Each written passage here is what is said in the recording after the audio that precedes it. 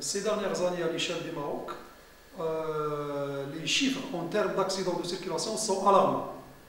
Aujourd'hui, donc, pour limiter ce nombre d'accidents, on vous propose un système qui permet en quelque sorte de limiter ce nombre d'accidents. Le système proposé, il est constitué de deux unités. Une unité va être installée sur les panneaux signalétiques installés tout au long des routes de circulation.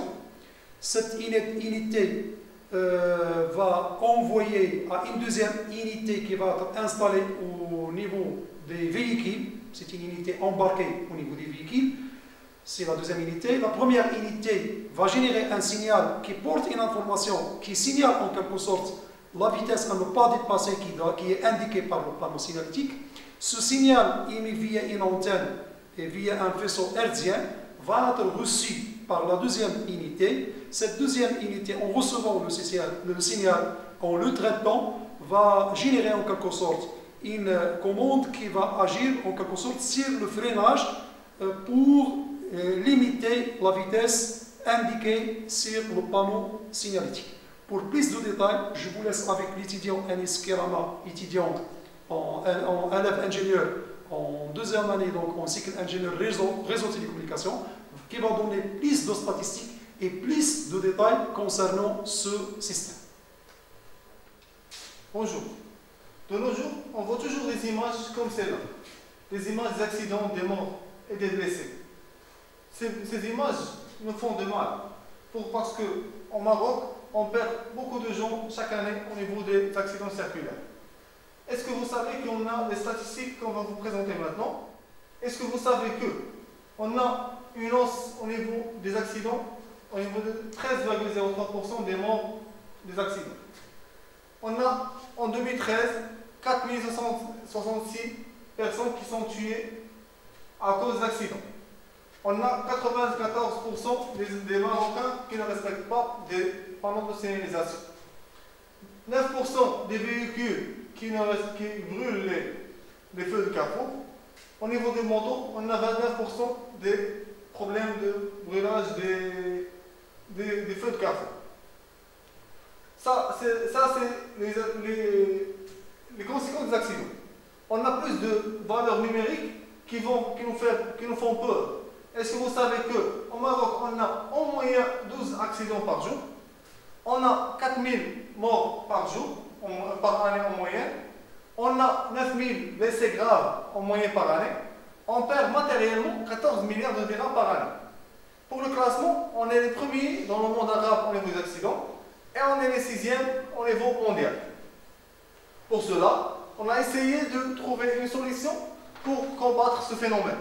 C'est de changer l'état de conduction en éliminant la variation de vitesse et le contrôle de freinage et le respect des panneaux.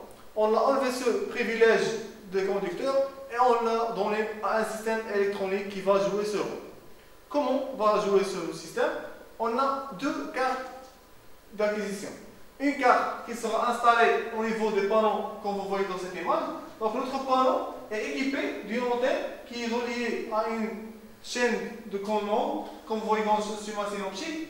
Donc on a une unité de contrôle dans laquelle on a enregistré le contenu du panneau. Ce contenu va être traité par l'unité de traitement qui aura comme rôle de convertir la donnée numérique en une donnée fréquentielle qui sera transmise par l'antenne ou bien le faisceau hertzien. Ce faisceau hertzien a des conditions parce qu'on a des routes qui sont croisées par exemple. On ne doit pas influencer une voie par le signal d'une autre voie. Pour cela, on a utilisé des antennes qui sont unidirectionnelles avec une puissance élevée afin d'être à la portée de 80 mètres pour que la voiture peut exécuter l'ordre. Donc, si on a une carte en 3 dimensions qui résume en général, la carte émettrice sera installée à bord des panneaux et on a 3 modèles des antennes qui pourront utiliser. Dans la deuxième partie, c'est une partie qui sera inclue ou bien embarquée dans la voiture ou bien le véhicule en général. Cette carte, comme vous voyez ici, on a un panneau de signalisation. La voiture ici va va comprendre le message envoyé et va s'arrêter automatiquement parce que le feu rouge est allumé. Comme vous voyez dans notre schéma synoptique, on a l'inverse. On commence par une antenne qui va recevoir le message, qui va le transformer vers l'unité de traitement, qui va le convertir d'une manière fréquentielle à une manière numérique, pour le traiter dans l'unité de contrôle afin de trouver l'ordre exact pour le message reçu, qui sera exécuté par la carte mère de la voiture, comme vous voyez dans ce schéma. C'est une image relative à une carte d'acquisition ou bien carte de contrôle d'une voiture. Cette carte est responsable en tout ce qui concerne la commande de la voiture, que ce soit la vitesse, que ce soit la commande des périphériques, la commande des freinages et l'ajustement de la vitesse. Cette carte en 3 dimensions, c'est la carte en quelque sorte réceptrice qui va jouer le rôle de convertisseur faisceau hertzien et commande de la voiture. Pour conclure, on veut dire que notre système n'est pas toujours automatique. On a une partie manuelle qui va être pour que l'utilisateur peut véhiculer avec une vitesse qu'il veut, mais à ne pas dépasser la vitesse maximale délivrée par le panneau.